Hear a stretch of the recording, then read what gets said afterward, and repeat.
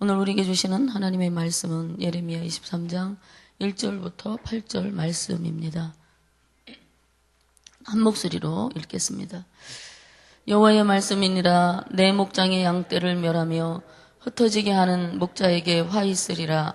그러므로 이스라엘의 하나님 여호와께서 내 백성을 기르는 목자에게 이와 같이 말씀하시니라. 너희가 내 양떼를 흩으며 그것을 몰아내고 돌보지 아니하였도다. 보라, 내가 너희의 악행 때문에 너희에게 보응하리라. 여호와의 말씀이니라. 내가 내 양떼에 남은 것을 그 몰려갔던 모든 지방에서 모아 다시 그 우리로 돌아오게 하리니 그들의 생육이 번성할 것이며 내가 그들을 기르는 목자들을 그들이 위에 세우리니 그들이 다시는 두려워하거나 놀라거나 잃어버리지 아니하리라. 여호와의 말씀이니라. 여호와의 말씀이니라. 보라, 때가 이르리니 내가 다윗에게 한 의로운 가지를 일으킬 것이라. 그가 왕이 되어 지혜롭게 다스리며 세상에서 정의와 공의를 행할 것이며 그의 날에 유다는 구원을 받겠고 이스라엘은 평안히 살 것이며 그의 이름은 여호와 우리의 공이라 일컬음을 받으리라. 그러므로 여호와의 말씀이니라. 보라, 날이 이르리니 그들이 다시는 이스라엘 자손을 애굽 땅에서 인도하여 내신 여호와의 사심으로 맹세하지 아니하고 자손을 북쪽 땅 그 모든 쫓겨났던 나라에서 인도하여 내신 여호와의 사심으로 맹세할 것이며 그들이 자기 땅에 살리라 하시니라. 아멘. 여호와의 말씀인 줄로 믿습니다. 오늘 본문에 보니까 여호와의 말씀이니라 그 말씀이 여러 번 중복돼서 나오고 있습니다. 우리로 하여금 오늘도 하나님께서 복된 말씀을 들을 수 있는 길을 열어주시니 감사를 드립니다. 오늘 읽은 본문 말씀에서는 멸망당할 현재의 목자들의 비난과 양떼들을 돌보게 될 미래의 목자에 대한 희망을 대조시키면서 말씀하고 있습니다. 원래 목자들은 사나운 맹수로부터 양떼들을 보호하는 책임을 맡은 그런 자들입니다. 그러나 본문에서 목자들은 오히려 양떼를 보호하는 것이 아니라 그들을 멸망시키는 사나운 맹수와 같은 모습으로 1절 말씀에 묘사되고 있습니다. 멸하게 하고 흩어지게 한다라고 말씀하고 있죠. 아마 이 목자들은 이스라엘의 지도자들, 특히 유다에 하나님께서 세우신 왕들을 가리키는 것일 수도 있습니다. 목자들의 책임부재와 양떼들에 대한 무관심은 결국 하나님의 양들의 멸망을 초래하게 된다라는 것을 알 수가 있습니다. 1절 말씀에 기록하시기를 하나님께서는 그러면 어떤 자들에게 화가 있다고 말씀하시는가 하는 것. 우리가 금방 살펴보았지만 하나님의 목장의 양무리를 멸하며 흩어지게 하는 목자에게 화가 있다고 하십니다. 하나님이 그들을 선악간에 심판하시겠다고 하시는 것입니다. 2절에 보니까 이스라엘 하나님 여호와께서 내 백성을 기르는 목자에게 이와 같이 말씀하시니라.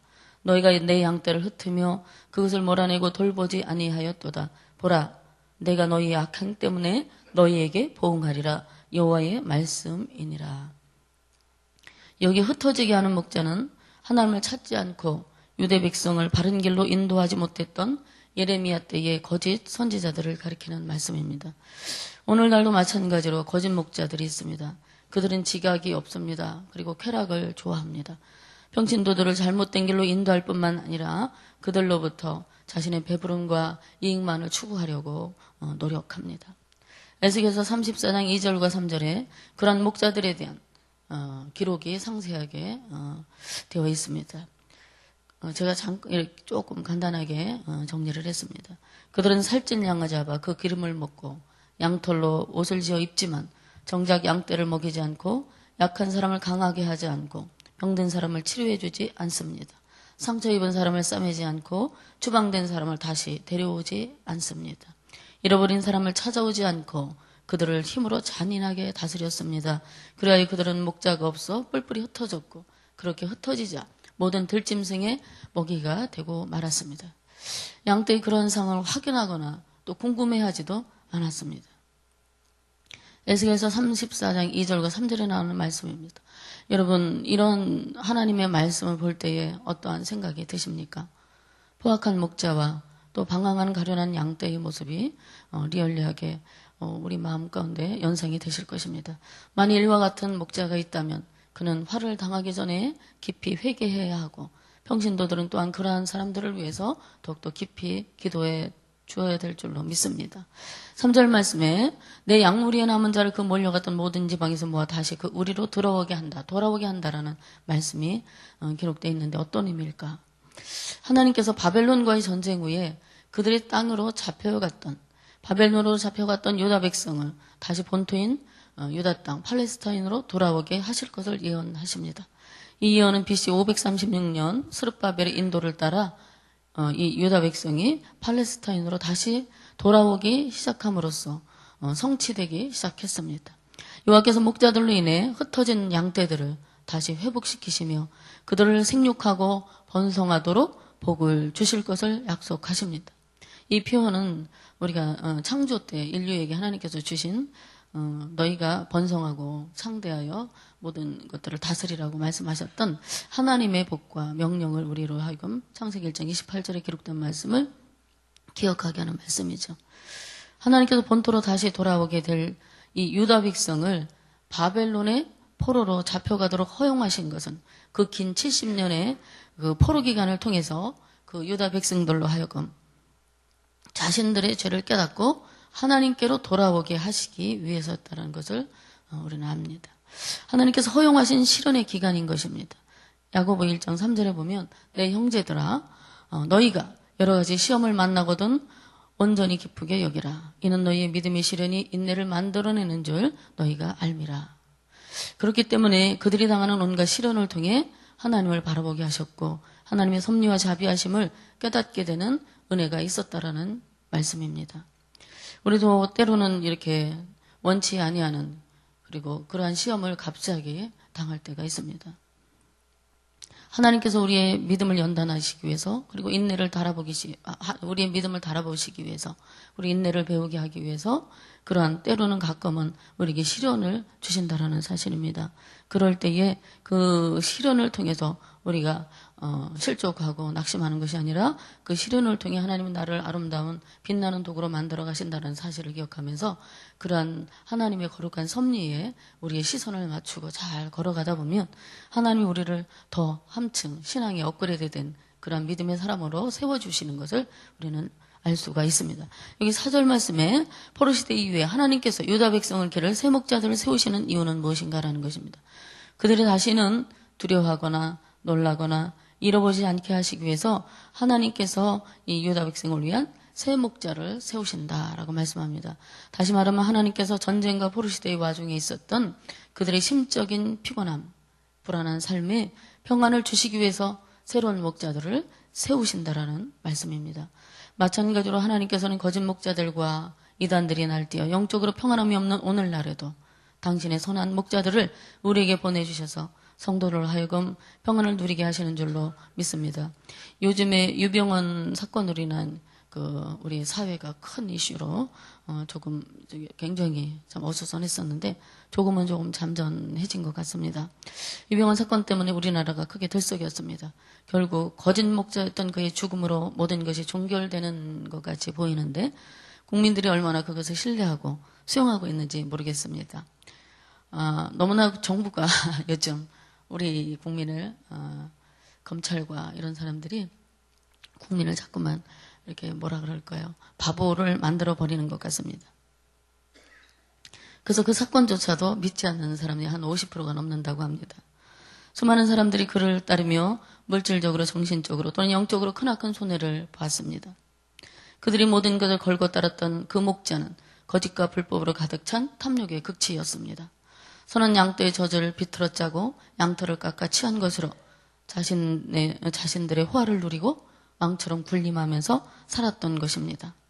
하나님은 공의의 하나님이십니다. 그렇기 때문에 분명히 죄악을 드러내셔서 천하에 심판하시고 수치를 드러내시는 분이시라는 사실을 우리는 이 사건을 통해서 또 명백하게 깨닫게 되었습니다. 5절로 내려가서 다윗에게 의로운 가지를 일으킬 것이라고 하시는데 가지란 무엇인가? 하나님은 의롭지 못한 이스라엘 왕들과 의로운 가지인 예수님을 비교하면서 말씀하고 있습니다. 가지는 히브리어로 체마크라고 합니다. 일반적인 나뭇가지가 아니고 줄기를 잘랐기 때문에 뿌리만 남아있는 곳에서 도단한 싹을 의미합니다. 이사야 성경에서는 순이라고 했습니다. 여기에 싹은 BC 586년 예루살렘이 무너지면서 멸망한 다윗 왕조에서 새 왕이 탄생하여 통치하실 것을 의미하는 말씀입니다. 그분이 곧 예수 그리스도인데 예레미야는 5절에서 베어버리고 남은 뿌리에서 돋아난 싹을 그리스도로 비유하여 다윗 왕조는 멸망했지만 유다 왕국은 이제 그리스도를 통해 지배받게 될 것이라는 사실을 나타내는 그런 말씀입니다.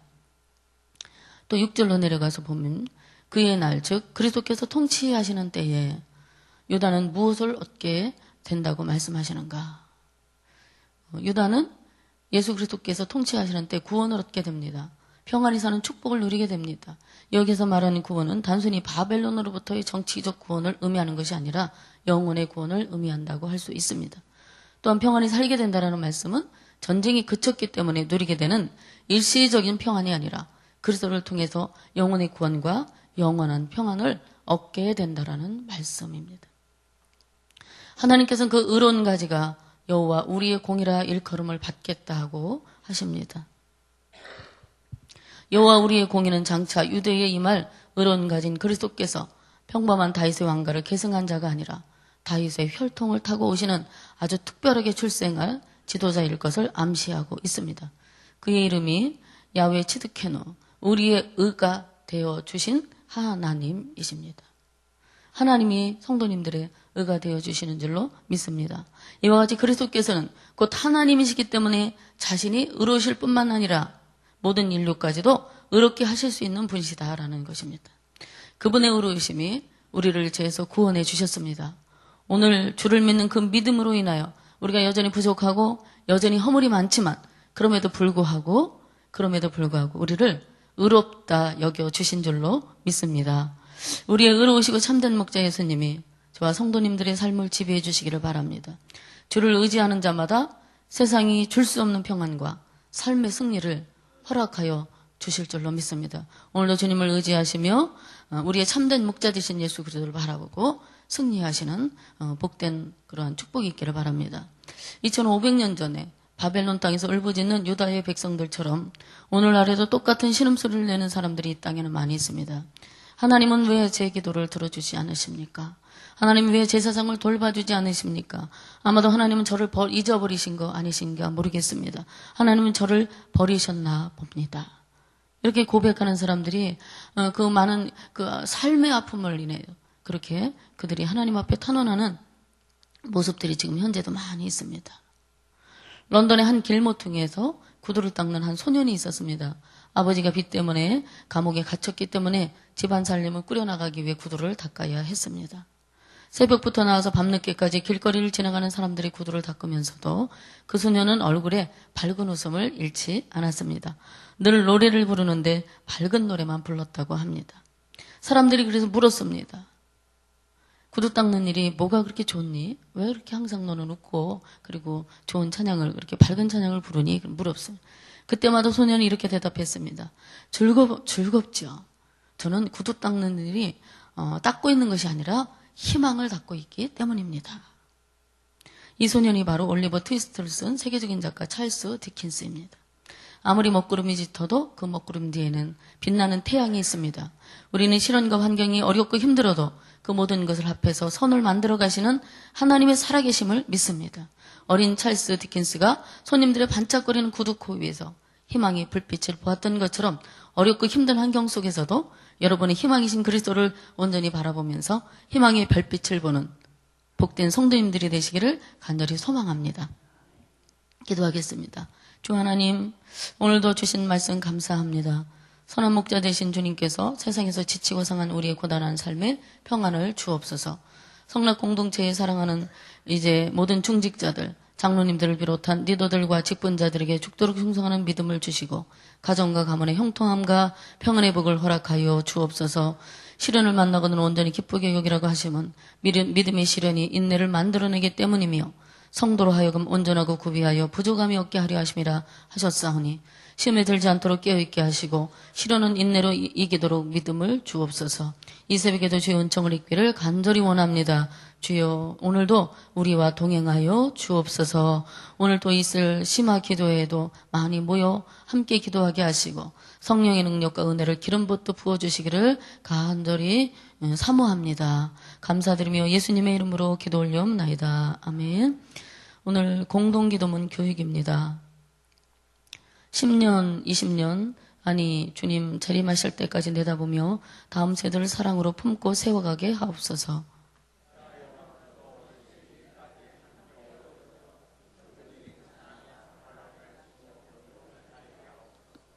사무엘 요셉 다윗 부서를 크게 축복하옵소서. 청년부 싱크를 특별히 힘차게 하옵소서.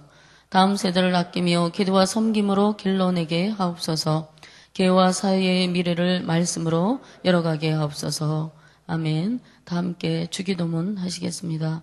하늘에 계신 우리 아버지, 아버지 이름을 거룩하게 하시며 아버지의 나라가 오게 하시며 아버지의 뜻이 하늘에서와 같이 땅에서도 이루어지게 하소서. 오늘 우리에게 일용할 양식을 주시고 우리가 우리에게 잘못한 사람을 용서하여 준 것 같이 우리 죄를 용서하여 주시고 우리를 시험에 빠지지 않게 하시고 악에서 구하소서. 나라와 권능과 영광이 영원히 아버지의 것입니다. 아멘. 지금 들은 말씀이 내 삶으로 이어지게 하옵소서. 교육부서 교역자, 부장, 부감, 교사들의 헌신을 축복하소서. 사무엘 요셉 다윗 부서 그리고 싱크부서에 부흥을 허락해 주옵소서.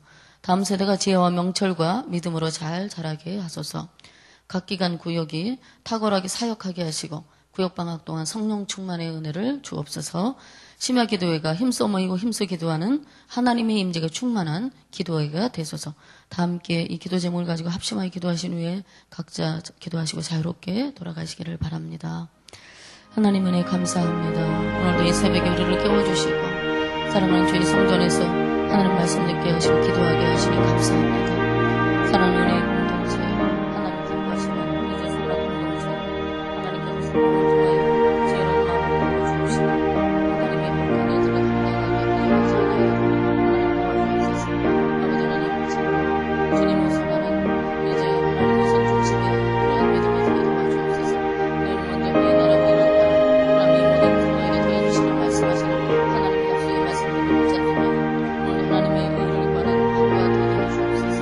거룩한 나라를 구하는 하루가 되게 해주옵소서. 말씀과 더불어 동행하는 하루가 되게 해주시옵소서. 하나님의 주시는 아버지님, 우리 사랑하는 성도 공동체 하나님의 사랑의 신앙과 오늘 신앙하는 시간 이늘한 시간이 될 수 있도록 역사해 주옵소서. 그런 가지 되신 예수 그리스도께서 만왕의 왕